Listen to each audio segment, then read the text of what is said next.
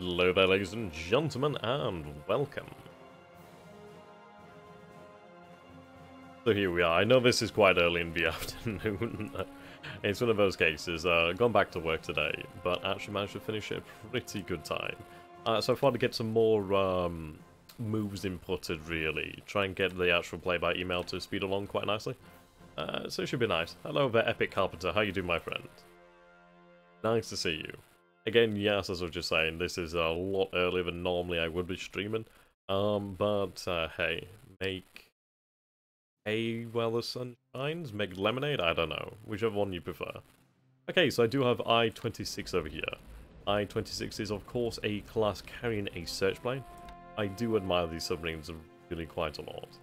I'm going to make this about like solid 30%. Not that it particularly matters, considering there's only one aircraft here anyway. But we'll put in some rest time just in case. Now, let's see. So I've aimed you towards San Francisco. I do need to be very wary of these coastal waters. As you can see here, I'm just going to bring up the drawing tool so you guys can see it a little bit more clearly. I know some devices aren't always fantastic, are they? They're doing a nice bright yellow. So here we can see the coastal waters, at least the shallower waters. So let's say, for example, how do we approach San Francisco? Well, how do we approach this area of the American coastline? We are definitely aware of major ports along the coast here. For example, San Francisco, and is this San Diego down here? Now, as far as I believe, as far as I know, the American carrier will probably... Well, I don't know. It depends, really. I think there was a American carrier around in San Francisco around about this time, or definitely along the US coastline, at least somewhere. So do we actually spy upon San Francisco? Depends, really. Take a look over here. We do have a port capacity of 9. We have a port capacity of 8 over here. The big difference is repair shipyard 91, repair shipyard 140. Okay. So, I think we'll cover San Francisco, considering it is a larger port. We do have a lot of heavy industry there, a lot of the light industry. Yeah, lots of heavy industry over here. Okay. We'll cover San Francisco. The reason being, the repair shipyard is 140, well, size 140. I don't think we want to cover it in such a wide arc. I think what we'll do is we'll narrow it down a little bit more. So clear this.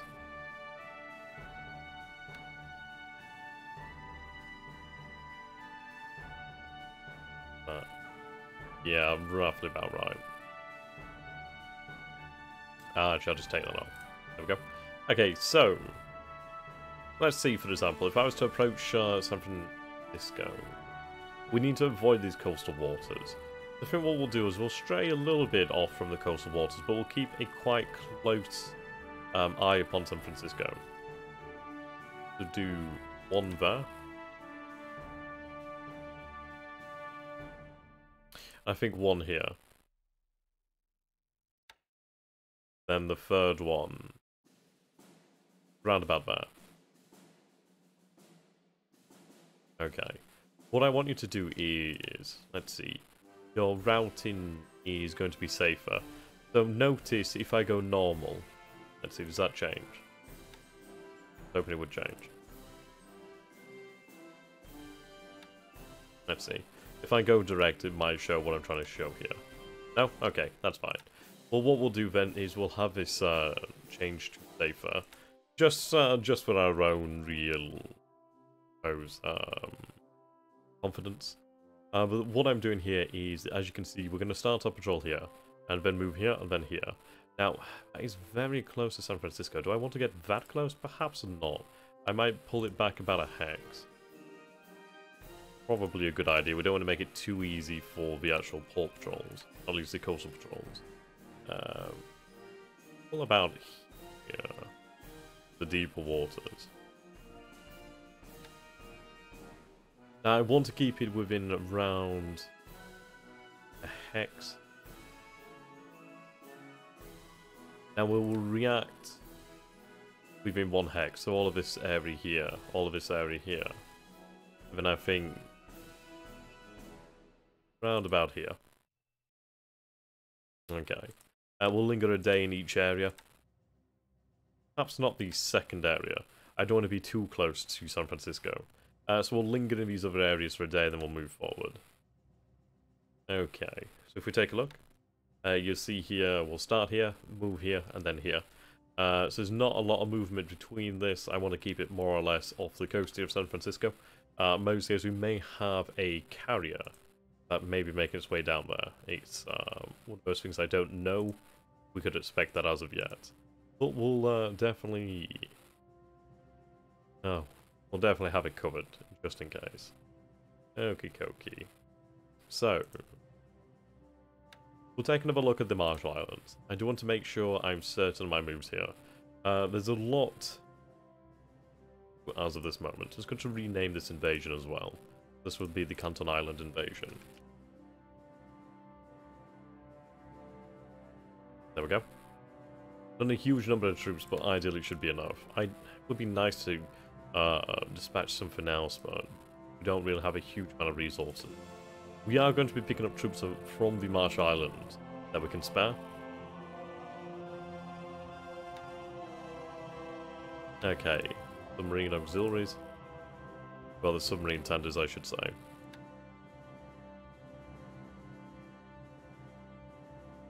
Not a terribly large amount of fuel here. But what I'm going to do is I'm going to start having the oiler load up. And, task force, replenishment, undo. Okay, start to load some fuel. Now, it is going to take a lot of fuel from the port here. But what the idea with the Ondo is we use it to perhaps refuel our forces around about here. Use it as a between, sort of. Ideally have our forces, if they're heading out here, meet up with the Ondo. They refuel, Ondo heads back, and the forces head back into the Pacific. As we are going to be pulling off missions now far, far away from our own holding. We do need to obviously take care of that. It would be nice to actually take control of these islands nearby the Marshalls. Just to secure our position more than anything. Obviously, denying a position to the Allied forces would always be a good idea. Okay.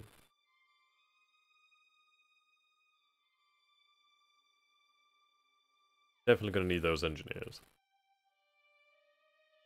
I'm going to go and pick up the engineering units. I think I might pick up the naval guard as well. The naval fortresses are pretty tough, I suppose.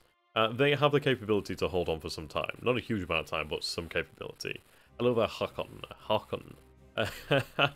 No, you're not late, old man. We've only just started. 8.5 minutes ago. It's a very early stream. I just want to get some more moves inputted.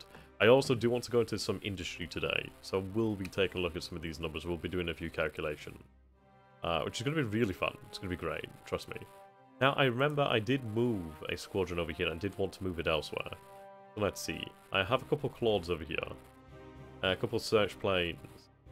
I might move some of the search planes further afield onto these other islands. The reason being, and it helps to spread out the aviation, but it also helps us out. I mean, they don't have a huge amount of range, do they? It's not a bad port at all. I suppose the atolls really do help. No aviation support though, so it's not really worth going there.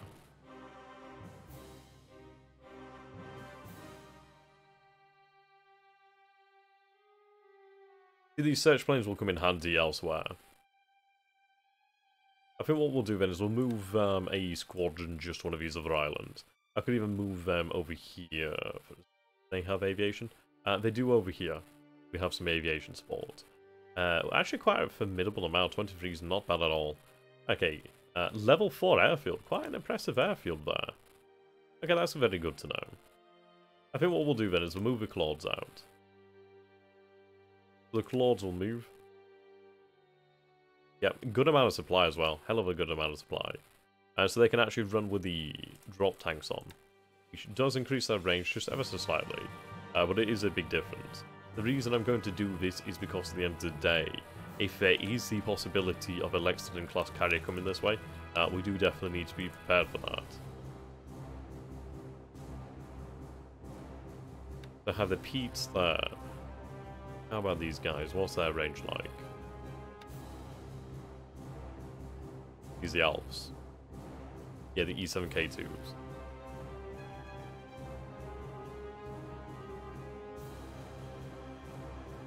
Right. So normally 5 hexes, which is about 190 miles. Extended is 240 miles. I think this might, I don't know if it actually represents time or miles. I think it's miles. I'll have you move down. Move you over here as well. There we go.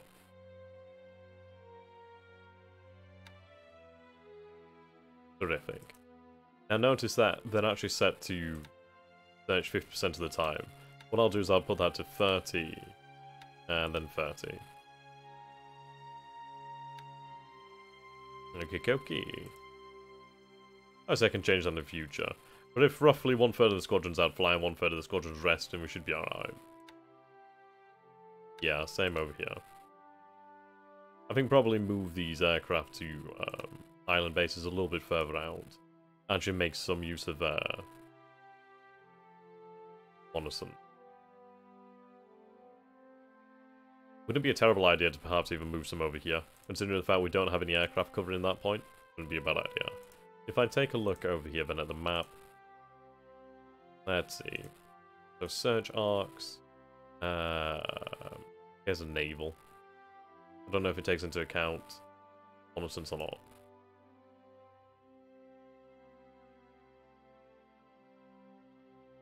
Okay. You can see here, obviously we do have our patrol planes operating from the Marsh Islands. Operating from Kwajalein Island. Something away from Truk, not a huge amount. But nothing over here at Panapi. Opanapi. I think what we'll do is we'll actually patrol. We'll set up patrol here. At least that's going to cover this central area a little bit more. Okay. You do just have the fortress. Do you have any aviation support? No. You have an airfield but no aviation support. It might not even be a good idea to move them out there. Might be worthwhile actually just moving some additional float planes over to Truk, considering that we only have 2 float planes here. They are the Jays, so they're actually pretty damn good. They do have pretty formidable range. There's only 2 of them. The aviation support here is...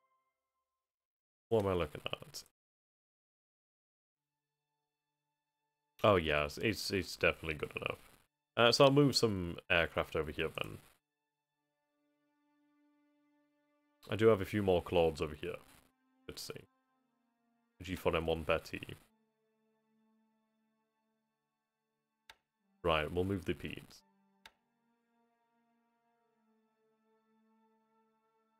Come on. You have the range? No. We could try and transfer them over by escort carrier then perhaps. Or even AV if we had an AV. Excuse me. What do we have over here?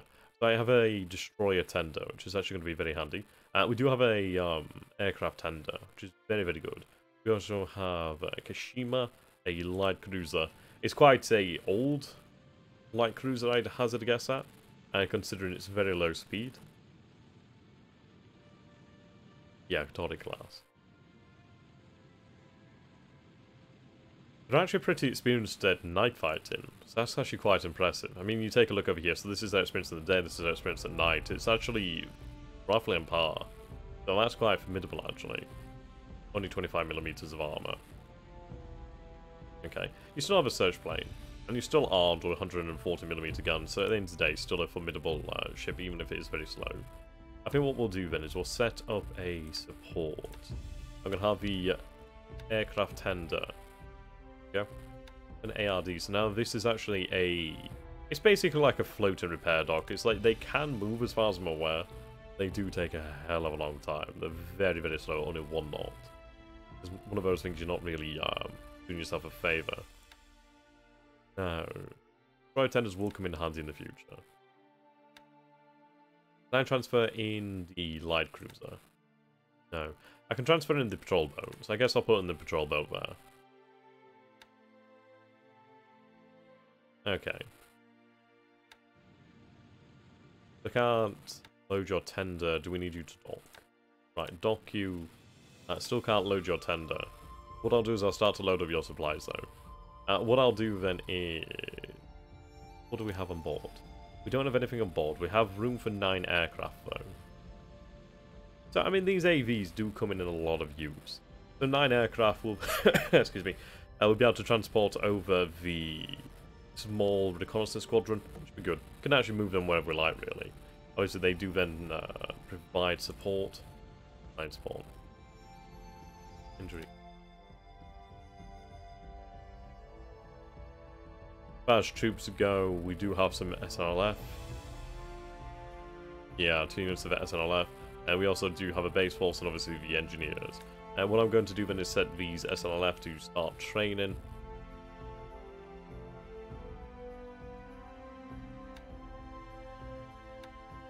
There we go. Brings experience and morale ideally. They can definitely come in handy. And to be fair, I might put together a little task force here. Let's see. Transport. I don't think I'd have anything for fast transport. See, the thing is with fast transport, if troops are loaded onto ships that they're not really suited for, they do actually take a increase in daily disruption while on board.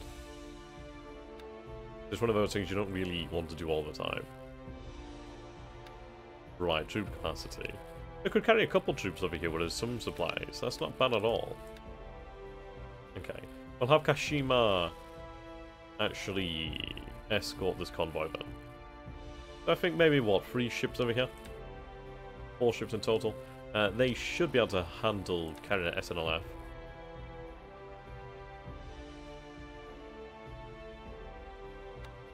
Yeah, there we go. We'll start loading them. I do need a little bit more capacity. The question is, how much in the way of supply do I actually have here? I use minimum ships. Verify load. Add a ship to the task force.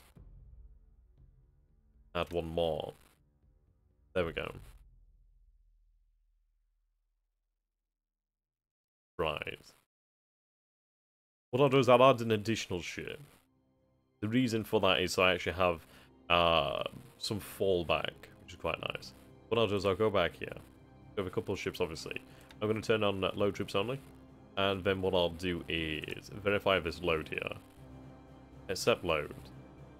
And we'll have here just call it invasion force at the moment. What I'm also going to do is I'm going to set up another task force. This is not going to be anything special. The entire idea of it is it's going to be follow along with the invasion task force. But what I wanted to do here is not have those 6 ships loaded up with supplies. I just want to have maybe like 1 loaded with supplies. And the idea being we don't just drown, well, we don't just ruin our supply situation over here out in the Pacific, because it's a very tenuous situation. I do need to be careful. We do have a lot of supply here, but I don't want to just throw it away willy-nilly. Okay, there we go.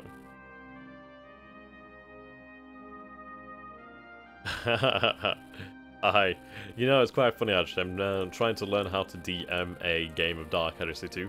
So I've actually got my Dark Heresy 2 DM board next to me. It's pretty awesome. Really do like it. Right.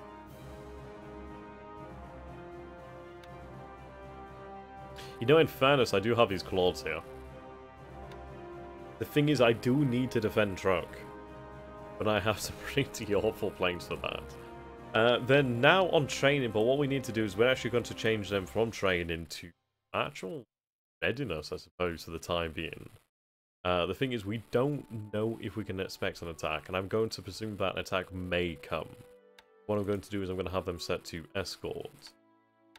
Well, escort for the time being, but 30% combat air patrol, max range. They could use drop tanks and increase that to about 6 hexes, which not terrible at all. At least cover the Caroline Islands, or at least the most important one.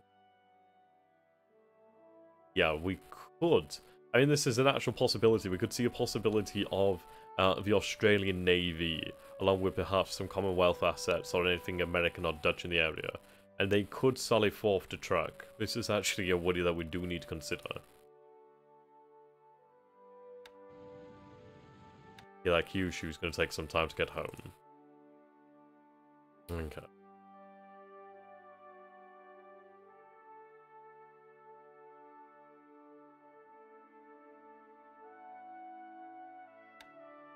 Where's the Guam invasion force? Okay, they are on their way. Going to take them some time. But notice we do have another AV over here, which is actually carrying some boat planes, which is awesome. Okay. Along with 4 heavy cruisers and 4 destroyers. Fantastic. Have the Allies counterattacked anyway yet? Hello, by the way, of Apollo. I suppose you could say counterattacks being... we see some British forces, at least some Commonwealth forces, attempting to move from Victoria Point to Chupon. So they're attempting to cut the rail line here, as far as I can tell, which I'd imagine is their goal. I can't see any other movement here for the time being. But as it goes in China, we are seeing Chinese forces starting to make their way towards Yichang. That's where an offensive is going to take place. And I did make the decision to actually send the RGC, the 11th RGC Company Division over here to Yichang. Ideally allow this to hold. We do have a division here, the 34th, but they are somewhat surrounded. Okay. We do also have forces moving here onto the rail line between Xinjiang and Hankow. So we are moving to counterattack there as well, which is fantastic. I do have this mixed brigade. I should probably get this moving. It's actually a decent number of troops as well, so definitely get this moving. Move you out. And from Hankow we can move you to whatever you like. You do actually represent... How much AV do you represent here? 186. That's actually good. That could actually be a decent garrison elsewhere. Okay, so we are preparing our troops over here, but troops are getting ready to move. I'm trying to build up my forces here around Kaifeng and around here at Anyang, so we can actually attempt to assault and capture Chengchao. Once we have Chengchao, we can actually move them between Shanghai, for example, to Wuhan, and from obviously all of Korea and Manchuria to Wuhan, should we desire to. Elsewhere, I'm not seeing... And these troops are moving there. I mean, I imagine he would like to attack Canton, but that's a different question entirely. We do have a lot of supplies here, so I'm going to actually start to build fortifications up at Canton. It's a very important city. Expanding the fort over here. Sorry, the port, not the fort. Let's see, have any troops arrived here? Not as of yet. I'm also looking for the shipping engineers more than anything. I do have the 33rd Division here along with a bunch of AA. We are building up our transportation forces, which is quite good. I am loading tank regiments and additional forces here as well. And we have dispatched additional forces from Bataan Islands, the ones that are remnants of the invasion forces there to be used elsewhere. Okay, I do have my submarine here. Now we can see Force Z. He's actually moving east. So this is the battleship Prince of Wales and the battlecruiser, is it Repulse? So they are potentially moving east. I think what we need to do then is cover this area, the Sul Sea. I think just here. What is your endurance like? Your endurance is good, ammunition is good, so you've laid mines here. So what I'm going to do then is I'm going to set you up on a patrol. Your patrol will take place down here.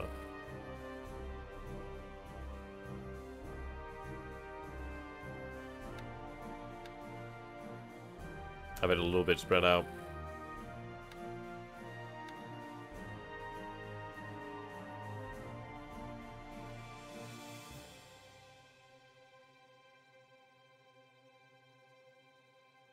And about that.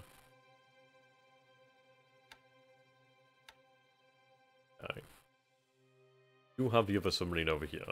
Now, you are being told to return to Formosa. Did drop your mines, but you are in some very dangerous waters here. I think, and again, would it be worthwhile patrolling off the coast of Manila? There's supposedly a lot of ships in there. I think a lot of them are potentially patrol boats. Then again, it might be worthwhile. I think we'll have that submarine move there. I think we'll keep you just off the coast of Manila just for the time being, considering that you are already in position. A KRS class of submarine. So you're not one of the most important ones. You're not carrying anything like a patrol boat. So I don't feel too bad if you were to be lost. Obviously, I don't want to lose anything, but you know what I mean. So what I'm going to do is I'm going to patrol off the coast here. Further enough away. Yeah, we need to move away from Bataan.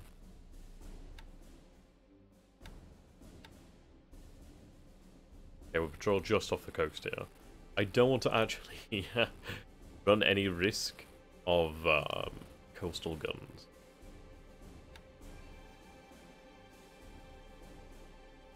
There we go. Yep. You're going to pull out from Manila. You did plant some mines down here. Seems like you planted the mines at Bataan. But yeah, Bataan's going to be a pain in the arse. Massive pain in the arse. Okay. We are moving a little bit close.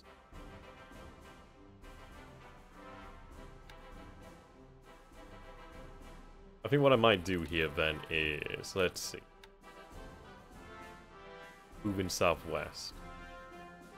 Moving west. If I try to move some surface assets into the Celebes Sea, we do run a risk of being in too small numbers to really make it any way safe. 30,000 fuel here. I'm actually going to set up a replenishment oiler. So Euro. Yeah. What I'm doing here then is actually set up replenishment as well, oilers elsewhere. Right, we do have some formidable land assets here. A total of 496 of soul value, which is pretty formidable. And these vehicles are very nice. Let's see, we'll set up a second wave invasion force then, I guess. Transport.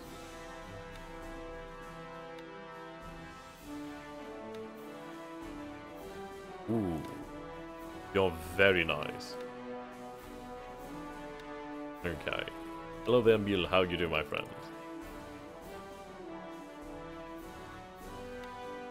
Okay, let's see what we can handle here.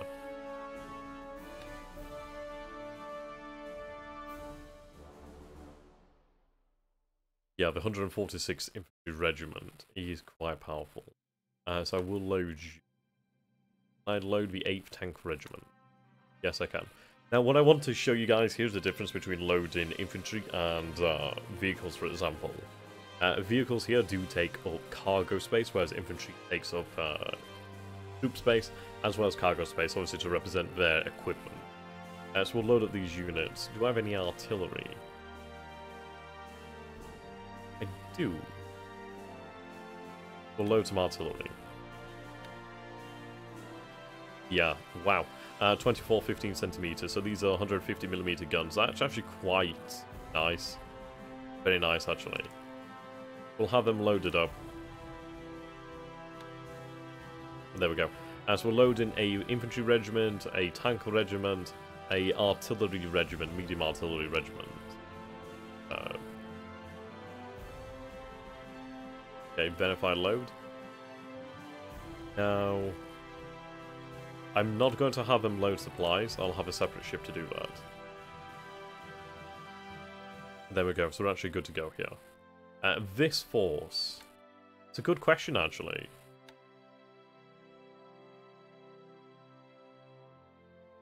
I mean,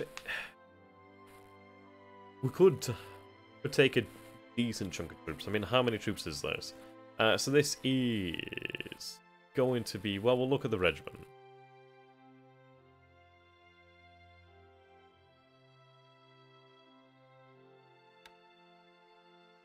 I mean, that's almost 4,000 troops there.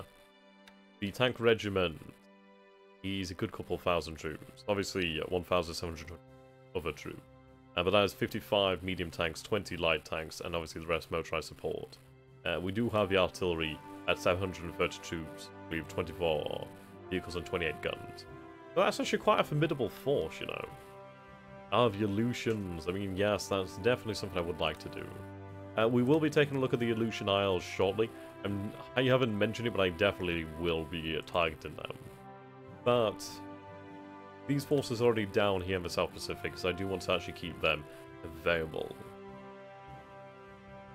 I mean, part of me is thinking, do I send them to aid in the invasion of the Philippines? Do I send them to potentially aid in island hopping down here? And do we send them to aid in the invasion of potentially Wake or Midway? I mean, considering that I'm going to have to build up a decent force in Midway, that's not a bad idea, really. Excuse me. Especially considering if we actually do want to take Midway, we do need to start planning. I think what we could do then is we could actually have that set up. So I do have an additional force over here. That represents only a small number of troops, so I'm going to really use that for island hopping. But these guys over here, that is a good amount of troops. I do have additional forces that will be in the area. Okay.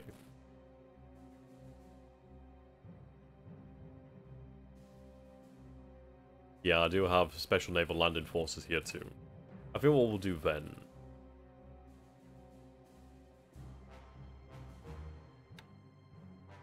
Yes, we'll have them part of the invasion force for Midway. They'll set your objective. I mean, looking at this, they're set to Davao. So they're intended to be the troops for the Philippines. Yeah, they're intended to invade down here. Which is not a terrible idea, really.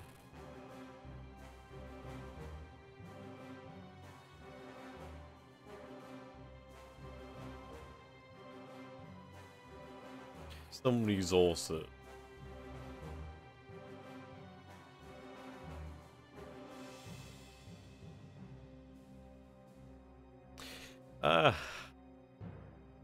No, instead what we're going to do then is we're going to have them dedicated to Midway. I do have some SLF I could potentially land over there to do that job. These guys actually do represent some pretty formidable strength and some pretty formidable numbers. So I'm going to actually set you to plan for Midway.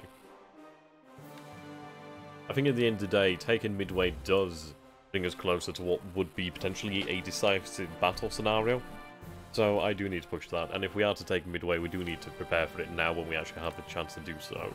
Otherwise, well, we may not have a chance. We need to... Having artillery there as well would be superb. Heavy artillery as well. At the end of the day, these 150cm guns could really make... Well, 150mm guns could really make a big difference.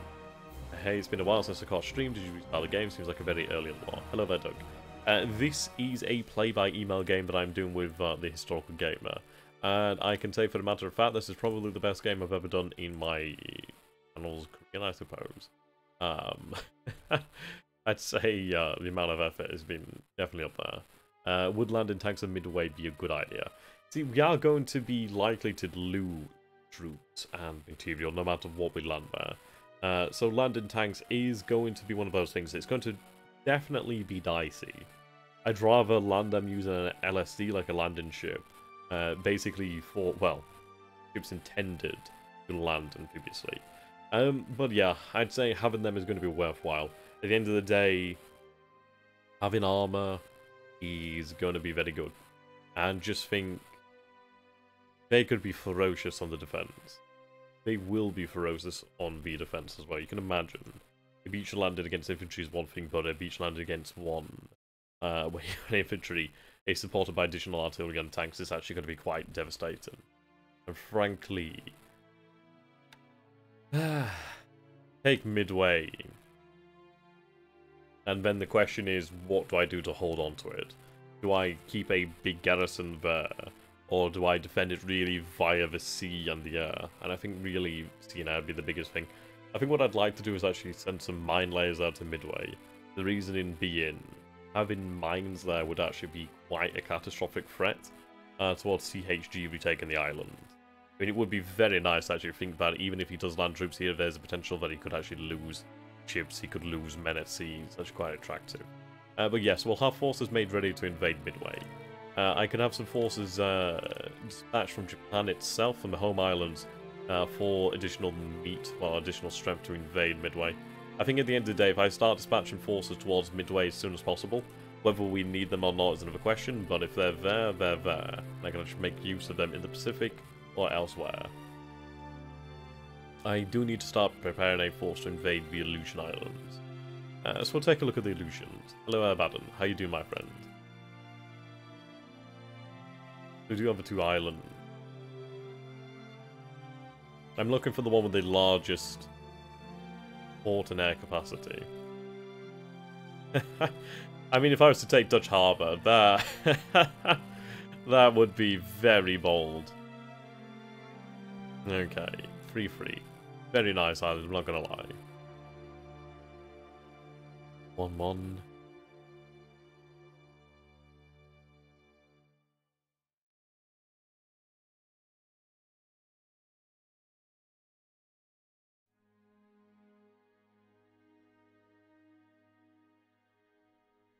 Yeah, only port. Port.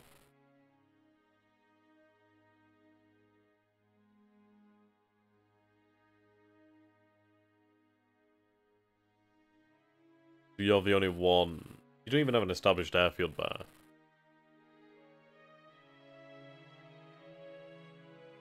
mean, Kodiak. Kodiak's actually established for an airfield. Look at that bad boy.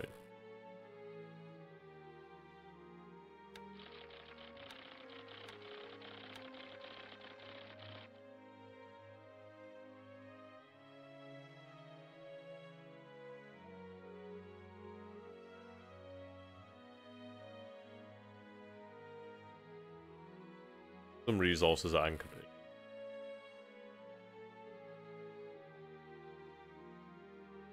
Okay.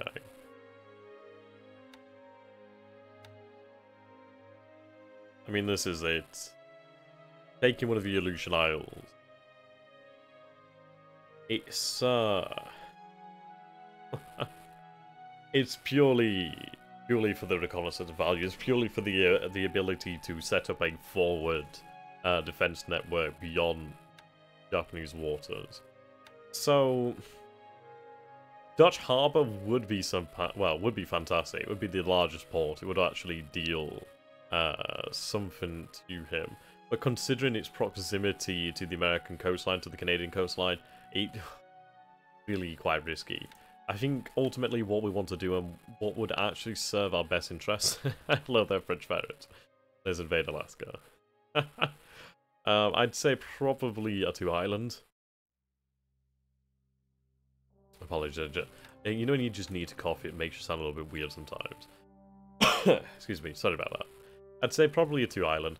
Considering that all of these ports, all of these islands barring Dutch Harbour have only like size 1 port anyway, it doesn't really particularly matter.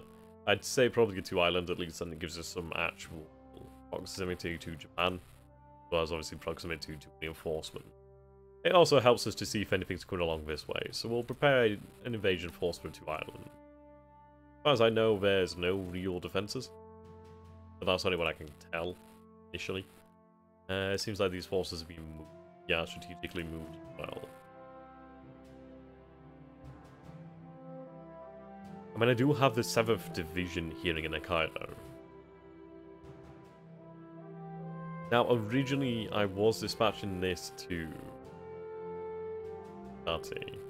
I think what we're going to do with you instead is perhaps...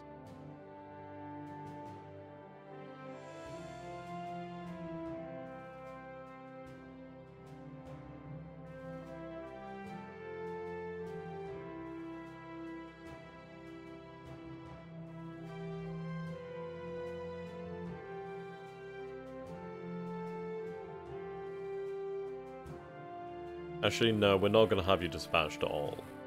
You're going to instead be set to rest and training. What I was thinking here is, do we split the division up and have multiple forces here on these different bases? Well, the thing is, we'd have to see. I think it very much depends on it. It's like I'm not expecting an invasion of Hokkaido, but it could be on the cards, and that's something that we do have to bear in mind. Like, we could possibly see an invasion of Hokkaido by Allied forces, and that is something that does scare me, considering there's a lot of resources here in Hokkaido, and I really do need them. But I think if we keep the division there intact for the time being, we'll have them on rest and training, and if we need to move them, we will move them.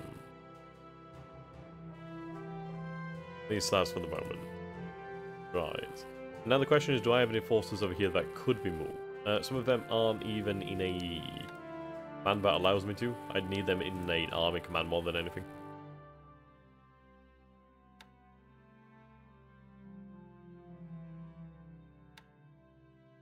So yeah, I think we'll have to wait for those forces to assemble. I could potentially assemble some forces from Korea, perhaps. I do have the 79th Infantry Regiment. They're being strategically moved to Anyang. Were they? That is a long distance there. Just one moment, guys. Just getting a phone call here. I'll just be 1 moment.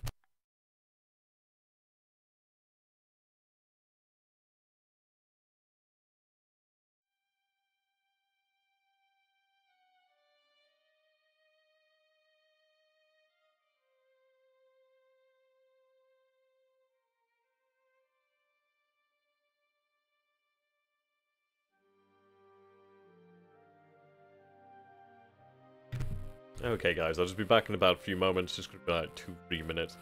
Be right back.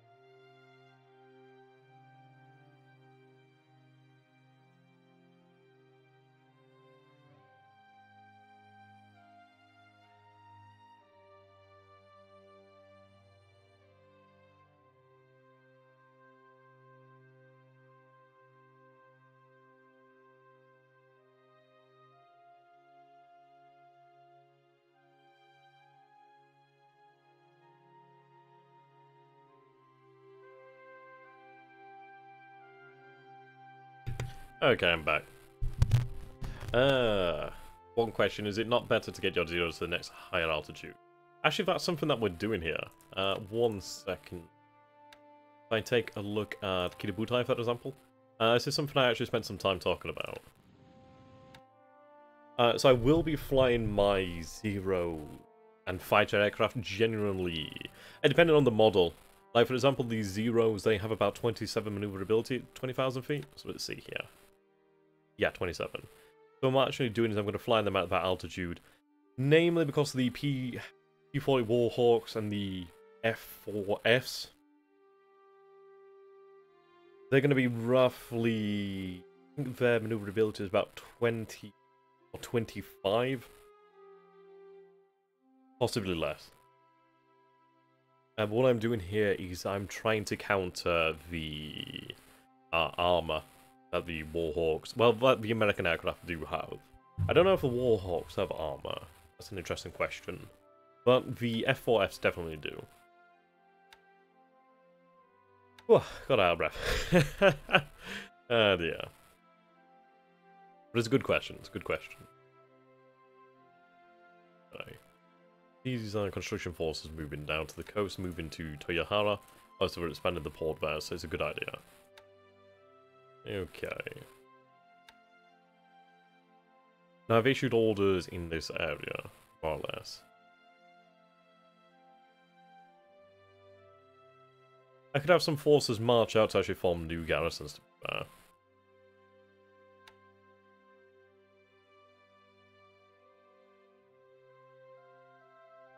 I do need AA here. Okay. So I do have a troop transport over there. That's actually quite important. Not the largest, but you still have a decent troop capacity, which is quite respectable. These are actually decent speed as well, which is quite nice.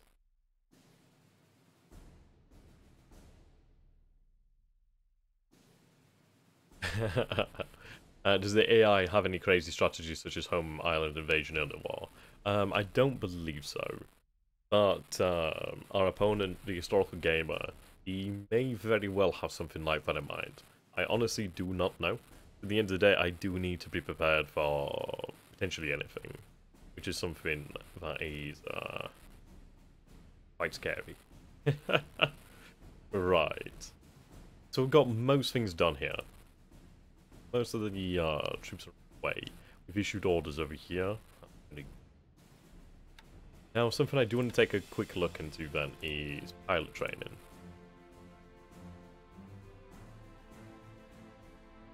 Air groups and pilots, here we go.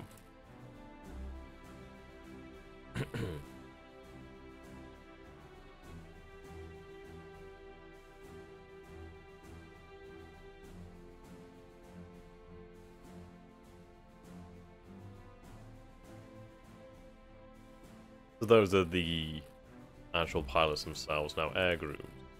Okay. Amount of points the wildcard has on 20k feet, you have 7 points more, but this is only 1/3 more points as a wildcard. Yeah. Yeah, but the thing is that we have to consider is the...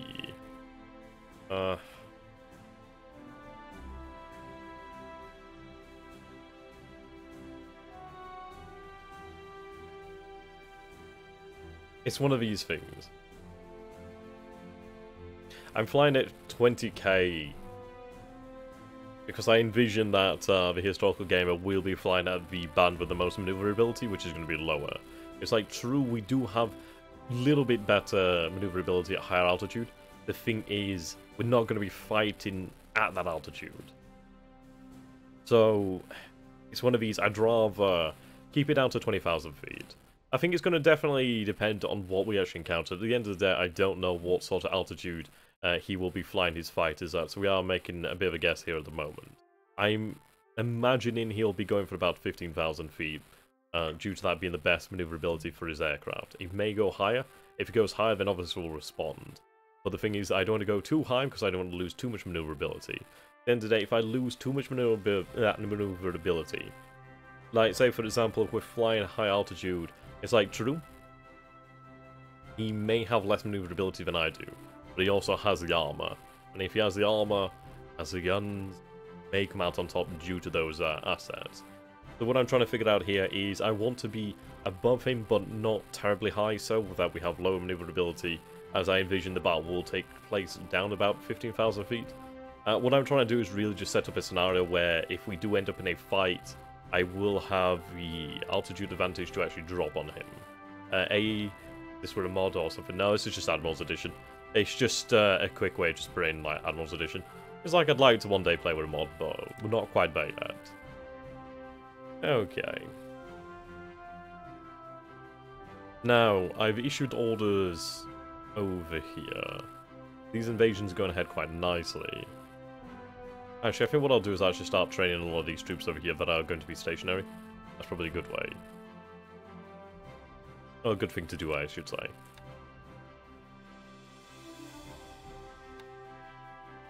Yeah, have them rest and train.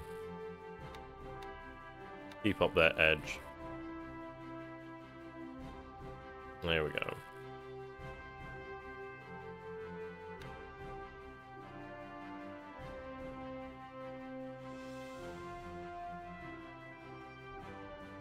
Okay.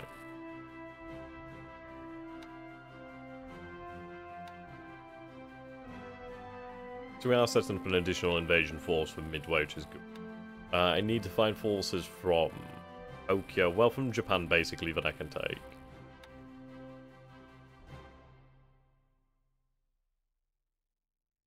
Okay, naval fortress.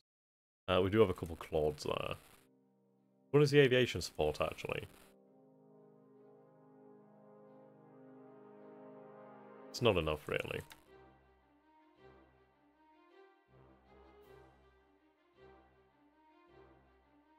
Yeah, considering we have 62 aviation support there, might as well fly from the main island. Okay, transfer. There we go. Don't worry, man, it's going to get a little bit more spicy in a moment. Okay. So now we have to actually consider the airframe expansion. So at the moment, let's go over here to our actual air production. Now, what I'm going to do is I'm going to take a look at build per month. As you can see here, that we produce the most aircraft model. The aircraft model that's produced the most is the A6M20, which we produce about 56 a month, so 1.87 zeros a day.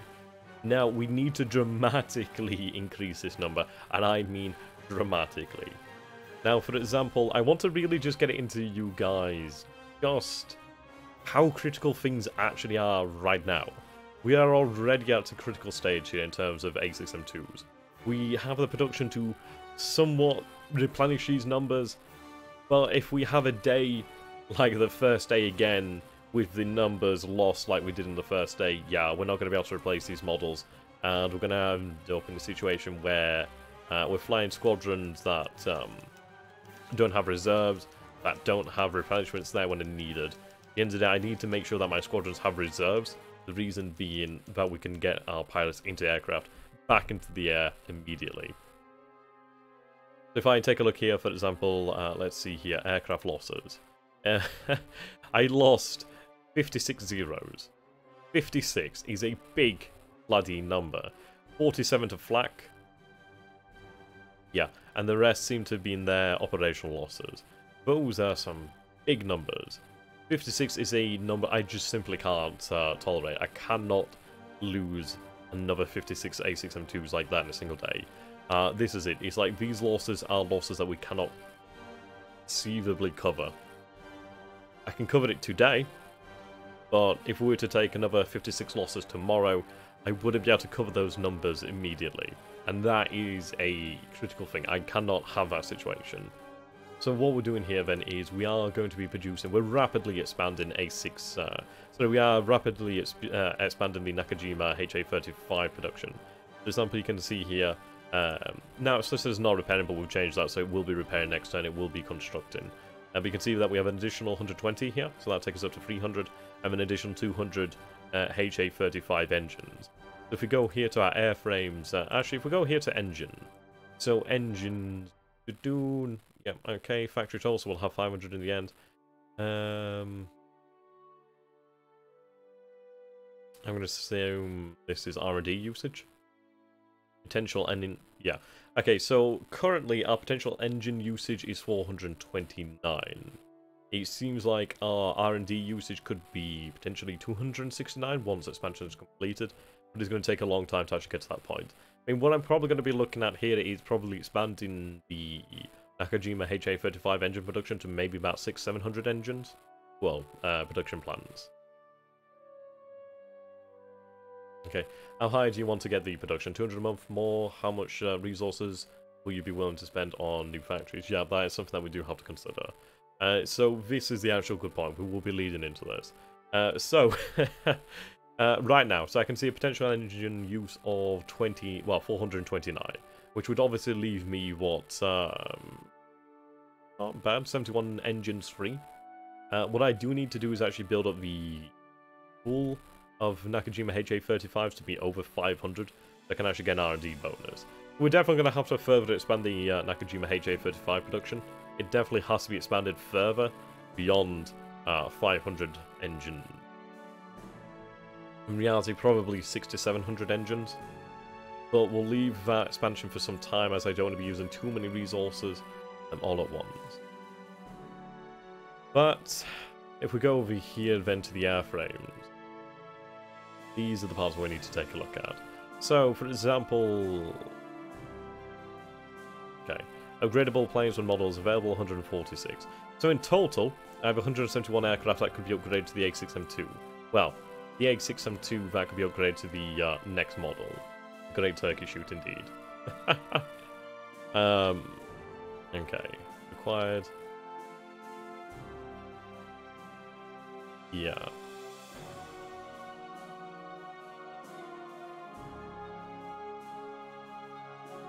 So you can see here the reinforcements needed.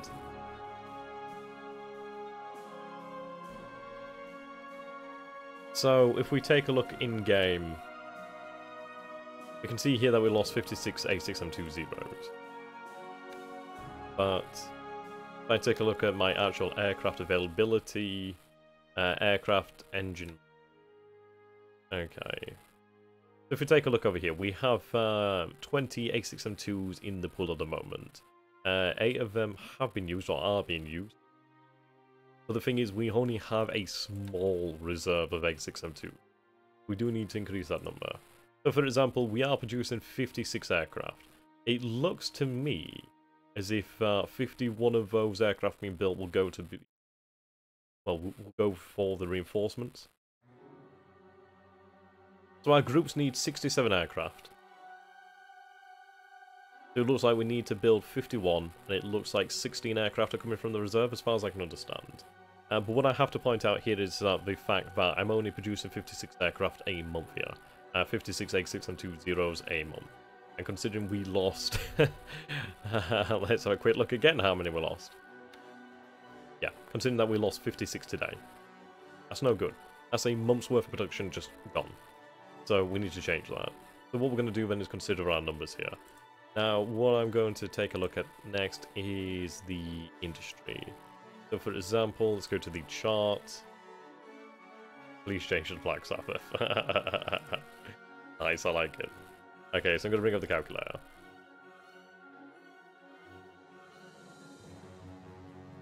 Right. So we can see here it costs us roughly, I believe it costs us 18 heavy industry per airframe, and 18 per engine. I believe to actually assemble a fighter is 36, and that does increase. Let's see, I know a 4-engine plane is 144, so if I divide that, yeah, 36. To assemble a 1-engine fighter, yeah, it's the Heartsvine 3 soundtrack as well as the Heartsvine 2 soundtrack, which is fantastic. Well, Darkest Hour soundtrack. I do need to see if I can get a hold of, like, Heartsvine 1, well, Heartsvine, and see if that's got an original soundtrack, and just add that in there. I mean, man, I love copyright-free music. It means I actually make some money from what I actually do here, which is fantastic. Okay. Right, so we know that it costs us about 36 heavy industry to actually produce a single Zero. So 36 times 56 gives us our number here of heavy industry usage. So to actually produce those Zeros in a month is going to cost us about 2,016 heavy industry in total. Now, if we take a look at our heavy industry, you can see here we have 6,950 heavy industry, which is times 2 to actually give us our heavy industrial points, so that gives us 13,900. So if I say over the course of a month we produce 13,900 points, we'll times that by 30. So over the course of a month we'll have 417,000 points of heavy industry, give or take. Obviously that will increase as we do capture more heavy industry, though it may decrease due to, I don't know, let's say unforeseen circumstances, such as not having enough resources or not having enough fuel. Now, resources is obviously something that we do need to consider. Now...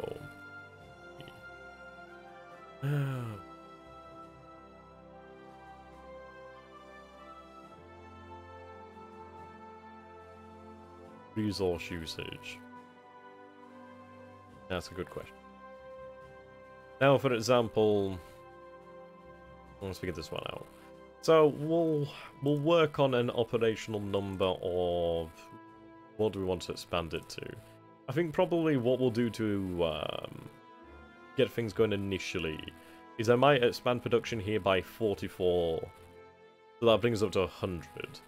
So at the moment I'm producing 56 aircraft with how many production plants do I actually have? That's how many I'm building a month. I don't have the actual number. I need to figure out the actual number here. Let's see. If I go in game... wrong one. There we go. Okay. So if I go in game, so air production. So I have... Alright, so I have 56 production plants. So if I increase that by 44, we'll be producing 100 A6M20s a month. So 100 A6M20s. So that would cost us 3,600 heavy industry a month. Obviously, this is not even the true cost at all. We have to obviously factor in the additional cost here. So what I'm going to do then is just bring up a quick notepad. I'm going to start making some notes of industry cost here. The game is not kidding. Well, people aren't kidding when they say that you can legitimately crash your own economy within the first turns if you do things quite badly. The issue is you could potentially crash your economy, but you won't know about it for another 100 to 200 turns, depending. You won't know about it until suddenly, yep, boom, economy is blown. So we'll write some notes here. So 1 A6 M2 costs us 36 heavy industry. That's 36 heavy industry. To actually expand a production, so let's see, one factory, so aircraft factory is 100 heavy industry, 100 manpower, and 1,000 supplies, which is actually a considerable number. For example, to actually generate 1,000 supplies, let's see. So if I go back over here to the actual industry, we take a look. So for example, we have a 13,830 resource centers. So the resource centers produce obviously points. Well, each point of resource centers, so let's just say each resource center itself produces resources. They each produce 20 resources. So resource center produces 20 resources. That gives us our number there of 276,600. Okay. Now, our actual total resource usage is in the red at the moment. We have resources in Japan, I think, to last roughly 700 days. That might be the resources, but that's going to be considerably less very, very soon. And I don't know if that takes into consideration the resources just in Honshu, so basically Japan itself and Hokkaido, or maybe other islands, or whether it actually takes into consideration resources across the entirety of the Empire. It might be that we have resources to last 700 days across the entirety of the Empire, but if we don't have them in Honshu, we don't have them in Tokyo, if we don't have them in Kyoto, it doesn't mean a goddamn thing. So resources are very tight. Very, very tight. Love that play of how you do, my friend. Yeah, notepad indeed. Okay, so let's figure out how much it's going to actually cost us to generate 1,000 resources, and then at least that gives you guys some actual numbers to work with. So for example, if I was to generate, supply using light industry, you can see here, right, so 15 to 1. So my maths isn't, well, fantastic. So I think I'd work that number out by having 1,000 divided by 15. Which that doesn't sound right. 1,000 times 15? Probably a wiser number. Yeah, I think it would be okay. Obviously, that brings us to like what, 15,000. As far as I'm concerned, I think that's right. If you haven't forced an automatic victory in 700 days, you've lost right. That's a good question. When we get to 700 days, I'll let you know. Right, I think that's right. My maths is not great. So if you guys want to help me out on this one, please do feel free. But I'm sure this is how this works. Well, at least in my opinion, I think this is how it works. I think we need about 15,000 tons of resources to actually produce 1,000 supplies. Using light industry, of course. If we're using heavy industry, it's a 20 to 2 ratio. So for 20 resources, we produce 2 supply. So it's actually a hell of a lot more efficient. Now, because I don't want to embarrass myself trying to work out this maths backwards... my maths isn't great, I'm not gonna lie. Then again, they always say, do not do maths live on camera. Well, live streaming, or whatever you want to call it, live. Because you will fuck up. Right, okay, moving on. So, let's see. We have 56 A6M2 production facilities at the moment. So, current is 56 A6M2. Okay. Now, I'm going to bring this number up to 100 for the moment.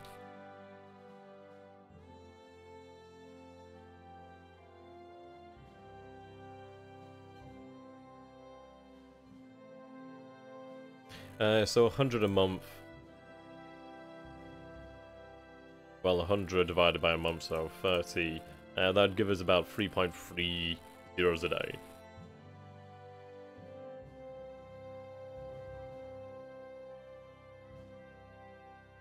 Right.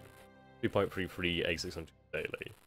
I study on computer engineering. This system is almost the same. This is like a simple computer scheme. That's pretty awesome, dude. Okay. Right. So, we're going to set an initial goal towards 100. What we'll do is we'll set 100, we'll set 150, and we'll set 200. And then we'll work out the actual cost of the actual industry and resources, I reckon. So, for our goal, we need to work out our actual resource cost. So, heavy industry cost... And this is only for the actual new production plans. So, we'll put here... production... expansion plan cost. So heavy industry, I'm going to need 44 plants, aren't I? So that's what, 4,400 heavy industry, and that's going to be 4,400 manpower too. 4,400. But when we get to supply, we're still on the first turn. Play this game is like trying to learn C++. Are you interested in any upcoming strategy tile? I do like Armored Brigade, that's really good. I'm still waiting for one of these two. One of these two is my absolute prize. Yeah. Make sure those goddamn pilots is good, use wings as katanas. Okay. Right then, so it's 1,000 supply, so it'd be 44,000 supply? Okay. So that is the production expansion cost. Now, we're going to work out the running cost for about a month, I guess. So, 1 month. I suppose it'd be monthly running cost, wouldn't it? So, monthly running cost of... let's say like total, well, expansion, let's put 100 A6M2.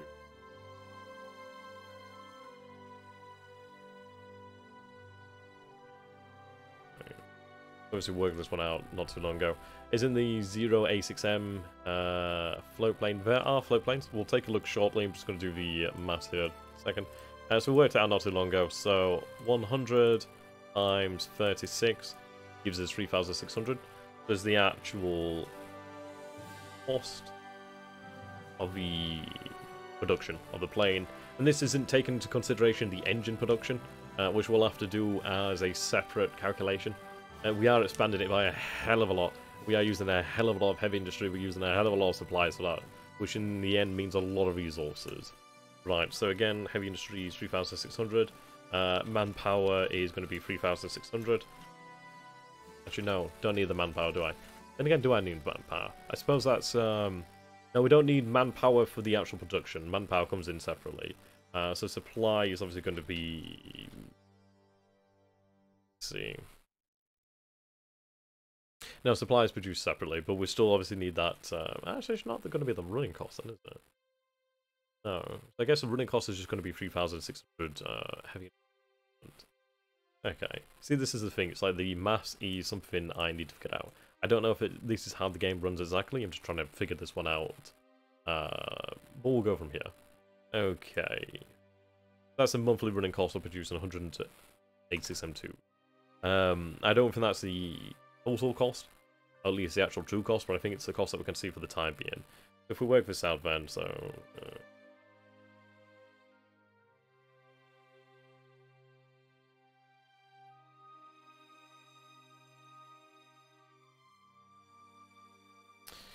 Okay.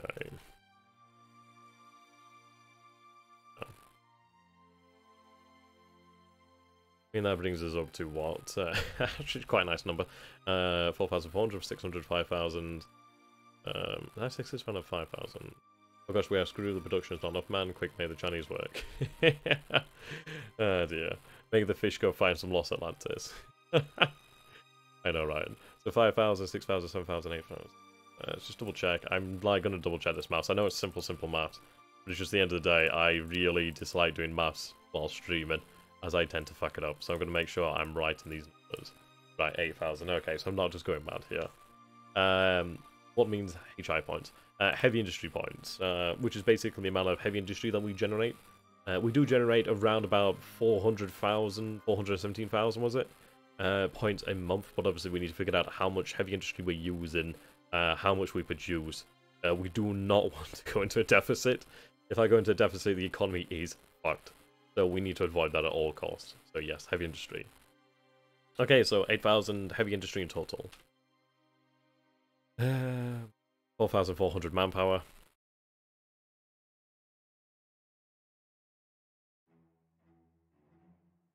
Supply.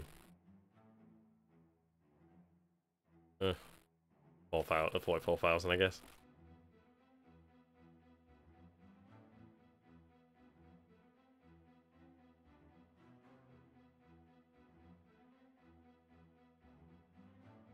Alright, resources.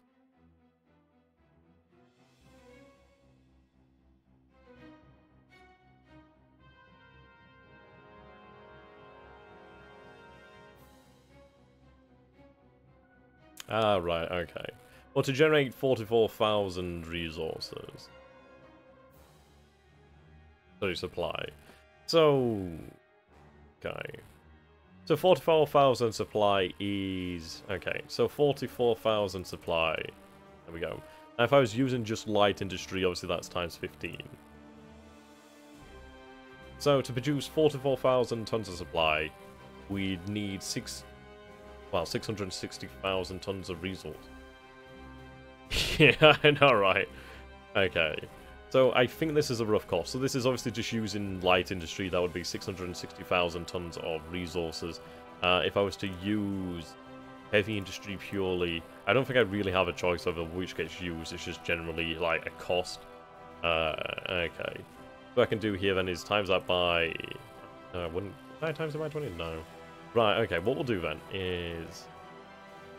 To work it out the same as we do with light industry, what I'm going to do is actually take this number here, divide that by 2, so that gives us 22,000. At the end of the day, this is a 15:1 ratio, this is a 20:2 ratio. So 22,000 tons, basically the same as this, so like 1 to this number, times 20, 440,000 tons of resources.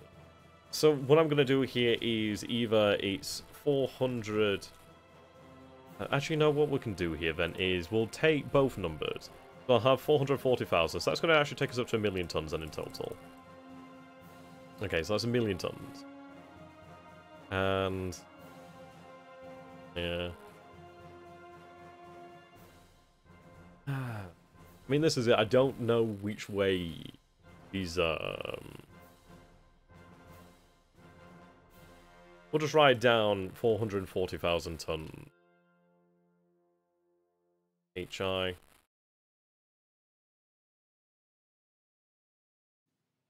Or 660. 1,000.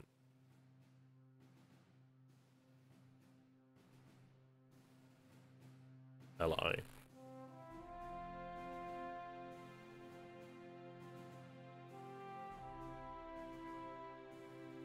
Yeah, but what we have to bear in mind is, for the heavy industry, for 20 resources you produce 2 supply, whilst for 15 resources you produce 1 supply. I mean, don't get me wrong, my maths is probably awful. I'm being completely serious here, I'm out of my element when it comes to doing things like this. I love these kind of games, but I'm not very good at doing maths, and I'm really not good at doing it online while streaming, so do forgive me. Yeah, it reminds me of my spreadsheet one time in EVE Online, Jesus. I tried EVE and it's just, I just got bored. I just got bored. It's like, it's a great game. It's just, I didn't have anyone to play with. And when I did, I ended up getting killed and then I'm like, I'm poor. I don't have anything to fall back on. Okay. We've got a rough idea of how many resources you... So in reality, this expansion isn't that costly. I could afford this quite easily. Yeah.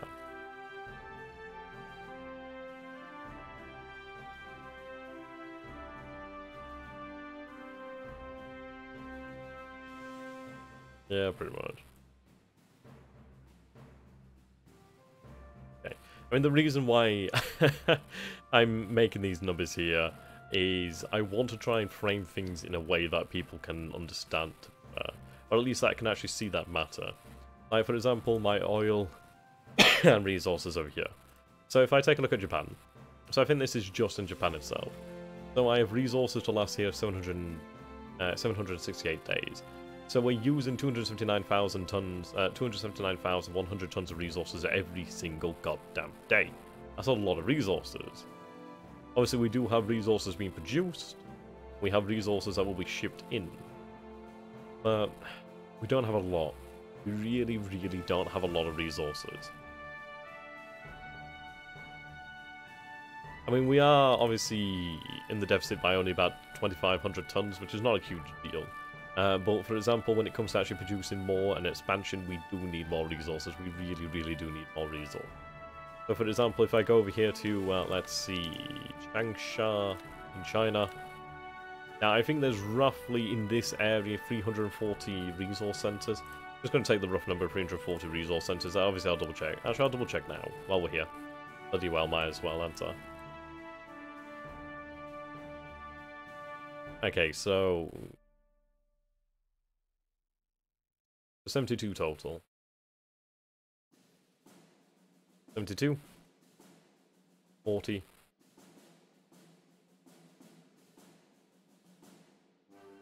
110. Additional 40. Yeah, then additional 40. Stream's a little choppy the last 5 minutes. Second of it back. Things should be okay. It might be due to the bitrate dropping. Yeah, maybe the bitrate just been a little bit lower. I think it's probably due to like the weather conditions. Then again, I am streaming to YouTube and Twitch at the same time, so that might be why the bitrate's a little bit worse. Ideally improve. But anyway. Back. There's my there we go, there's my chart. I sound like a problem bad man here. Right, but for example, if I work this out right, I think I've got this right. So 302 resource centers over here in this area of Changsha. If I do 302 times 20, you can see here that we are generating 6,040 tons of resources in this area of China each day.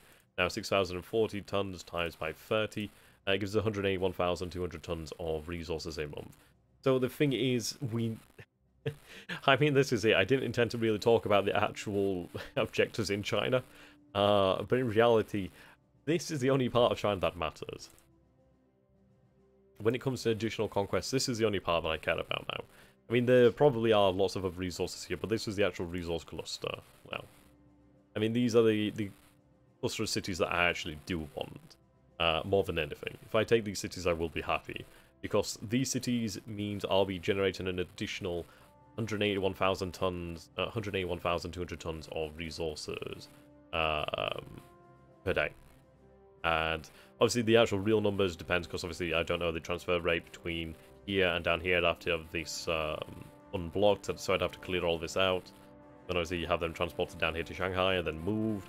Then we have fuel costs, we have the risks of obviously Chinese forces in China, land forces, air forces. We have the naval forces, submarine, surface assets, planes. Yeah, it's massive. I love this shit. Yeah, go south XGRG San.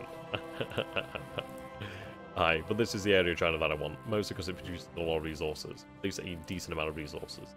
If we go back over here, I mean, if I was to have those additional resources, it would obviously mean that we wouldn't be in that deficit. Indeed. Oil is something that we obviously need as well. So, what we're going to do, I think the next few sessions are really going to be down towards the air production angle. How have I never looked at this tab? That's actually really handy. I could have been looking at this tab the entire time and it would have made things significantly easier to compare. Holy shit. Okay, wow. Well, that's good to know. I just don't know why I've never looked at this before. Jesus Christ.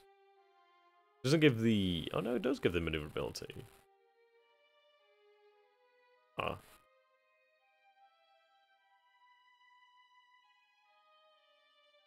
It doesn't give you the full range of maneuverability.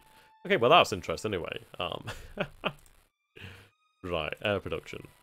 So we are going to initially expand the A6M2 production to about 100. I mean, obviously this is just in considering the A6M2 rows. So obviously taking into consideration these other aircraft, which we're obviously going to have to figure out how many we need. But if we take a look over here then, so... 282...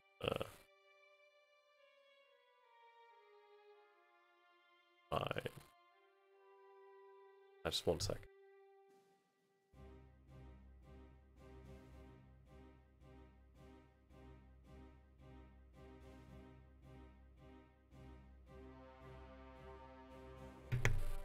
Okay, there we go, I'm back. So yeah, I'm going to initially aim for about 100 A6M2 zeros.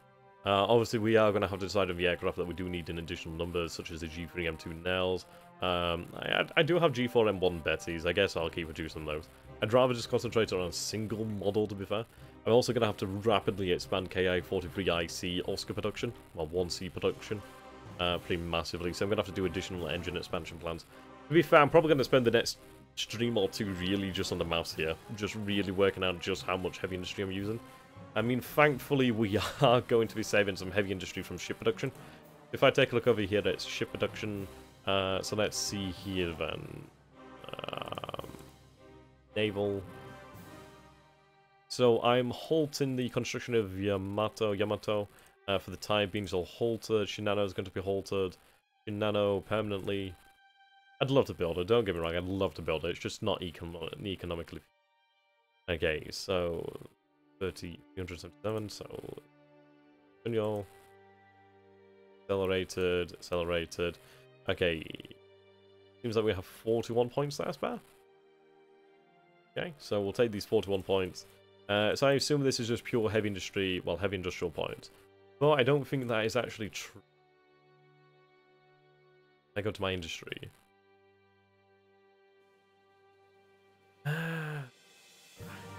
Then again, no, I actually do think he...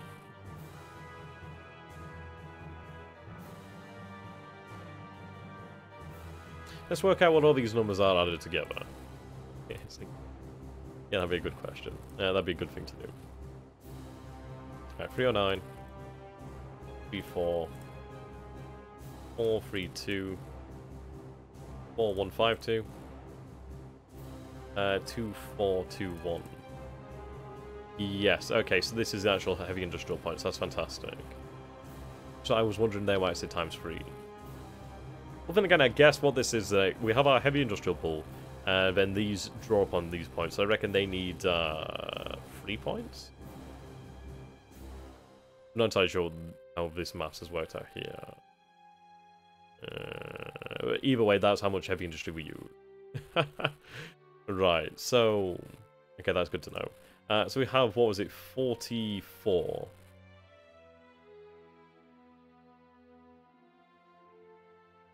I just worked it out. Production... Okay, 41 points. So it looks like we have an additional 41 points here to play with. So if I can assume that this is 41 points of heavy industry that we're not actually using.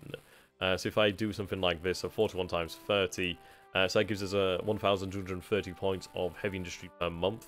That would be saving here. So over the course of a year, that would be 14,760 points. Which is actually quite a formidable number. I mean, it doesn't seem like it. But at the end of the day, these are actual numbers that do matter. Like, having just 41 points saved over the course of the year is going to mean 14,760 points of heavy industry. Okay. Well, that's good then. I mean, it's an additional saving. Obviously, I could save additional heavy industry by not accelerating the construction of the Yunyo class, whatever you want to call them. But we'll do that. So what we're going to do here is we're going to expand the A6M2 production. Yeah, there we go.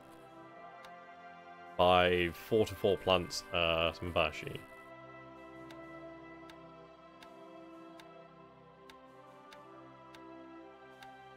Okay, so you can see there, 4,400 supply, 440 industry. Just make sure I wrote things right.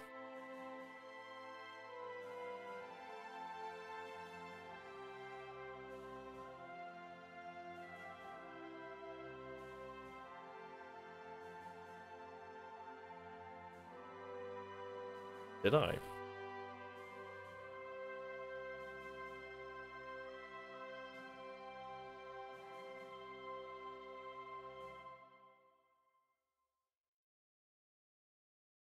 Oh, didn't.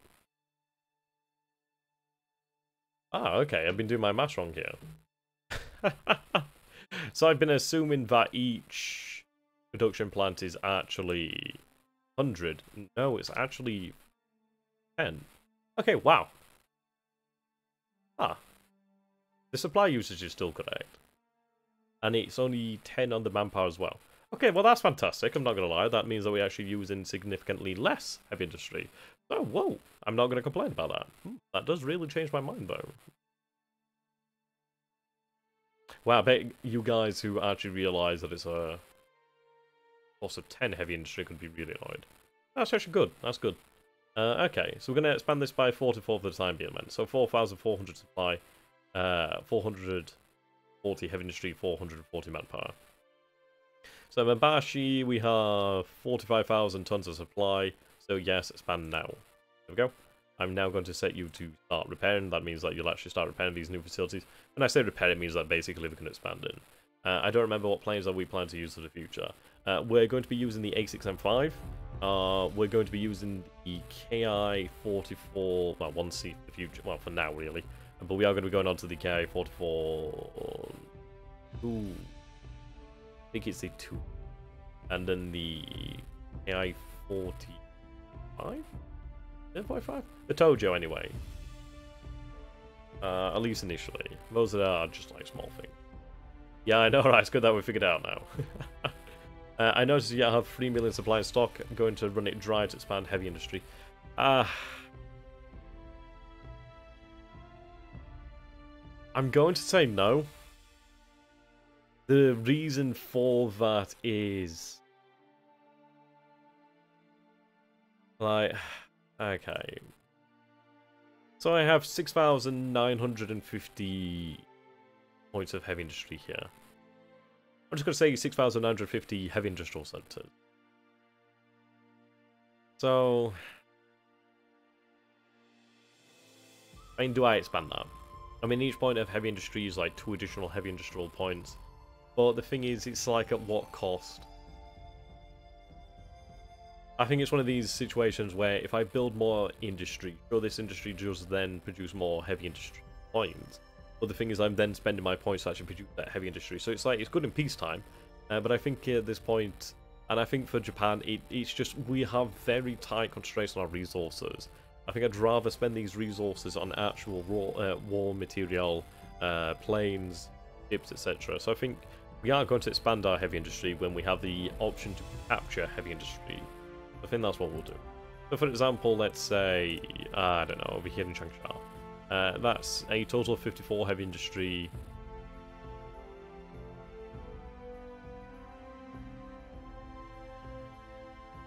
I mean, this is it. I mean, when it comes to China, I'm going to have to really go over my campaign goals, really get things planned out, but in reality, we're only going to be aiming for centres with heavy industry more so. I mean, they're going to be the priorities. But let's just say here, for example, so 4 to 4, was it 4 to 4? I'm going to say 4 to 4 heavy industry. So that produces, obviously, 88 points of heavy industry. As it's times by 2. Then that means it's additional cost. So, I know I sound like I'm rambling, because I am rambling, but to answer your question, we're not going to produce more heavy industry, we're going to capture heavy industry. And again, it's a cost of actually having to repair that heavy industry. I think for each point of repair, it costs us about 1,000 supply. Maybe I am wrong, but it seems like you want to run a deficit to get things out quicker. The issue is, if we run a deficit, it's like it's running the economy quite close to the ground. I think at this stage, I'm not going to expand the heavy industry, and that's for definite. Yeah, I could use my stockpiles, but the thing is, I need these stockpiles. I'm gonna need these stockpiles. I do have plans for them. I mean, expansion is going to be quite a dynamic and flowing thing throughout the campaign. And to be honest, it's really going to become quite a economic simulator part. It's like, what I'm going to have to do now is, I'll spend some time over the course of maybe 1 or 2 more streams, and we'll work out the actual true expansion costs. And then if I figure out what my expansion cost is, we'll have an actual, we'll have the ability to actually model our economic projection. It'll be freaking awesome. So,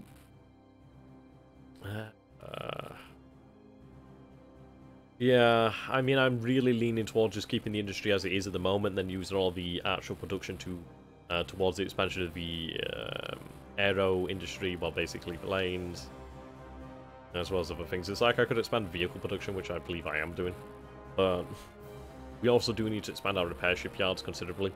Like, I need to actually expand the repair shipyards in Tokyo so we can actually convert, well, I suppose convert and upgrade our ships in the future.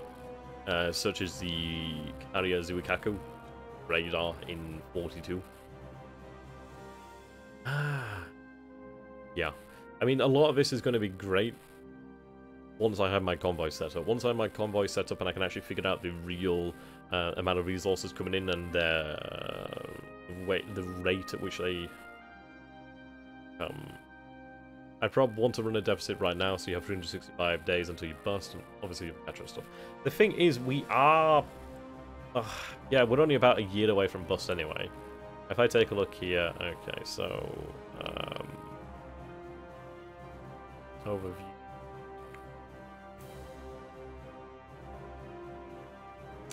Okay. So I only have 398 days of oil left at the moment in Japan.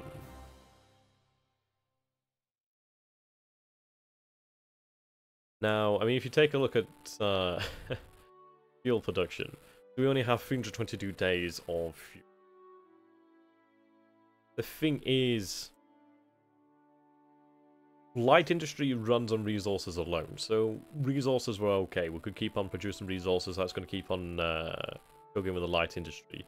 The thing is, heavy industry needs fuel and resources, so sure, we can run resources. The thing is, I need oil. I need oil to then be refined, to then be turned into fuel. Oil refinery is also produce supplies, which is quite nice. In reality, fuel is what determines the economy. It's like my light industry is just going to produce supply. They're not going to produce heavy industry. If we lose the heavy industry, we'll lose everything. Yeah, we are going to make pilot training a priority. The thing is, I'm going to set... I'm going to have to go through it all again. I think I'll set 90% of my actual fighter squadrons to escort, 10% to sweep. Really what we need is the air offense and air defense skills. Okay. But what I'm going to do is I'm going to go ahead and do some additional maths offline, well, off-cam, and then when we come into the next stream, I'll hopefully have some numbers lined up on a notepad, make things a little bit easier like that. But yes, this has probably been the most rambly stream. We've not really much done, it's been more like theory. But the Empire's economy is just so important. I really can't describe how important it is. But it feels like 700 days of resources is too much. I mean, this is it. The thing with resources is it's fine. It's like I could expand heavy industry. If I was only using resources, sure, I could expand heavy industry. But the thing is, it's also the fuel cost. So the thing is, at the moment, let's work this out. Let's say, okay, go to our resources. Well, yeah, we'll go to industry. So fuel usage. So at the moment, with my heavy industry, 13,900. Okay, let's get some numbers here. Right, work this out. I was going to get like a rough idea of how much we'd actually expand it by, and then I can give you like an actual number. Right, so we have 6,950 heavy industrial plants. So that gives us 13,900 heavy industry points. So let's say we expand that. I don't know, I'm just going to throw a number out there. I'm just going to say that I expand that to 10,000. So if I expand heavy industry to 10,000, that would bring us to, well, it times it by 2, so 20,000 points of heavy industry. So, okay. I mean, that's actually not a massive expansion considering all. If I go here to the fuel usage,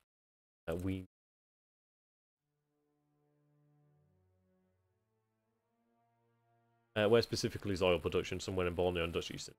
I do produce some oil domestically, but not a lot. Some oil in the north in Sakhalin, some oil in other centers, some oil in Japan. Like I think some in Japan. I think maybe some in China. Definitely some in Formosa. Okay. But let's see here then. So 13,900. Actually, what I'm probably best off doing is actually just doubling these numbers. That makes it a little. Definitely makes it a bit easier.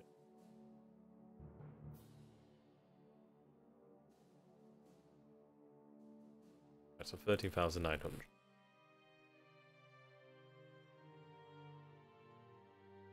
Okay. Which generates, okay. 30,900 times 2, 27,000.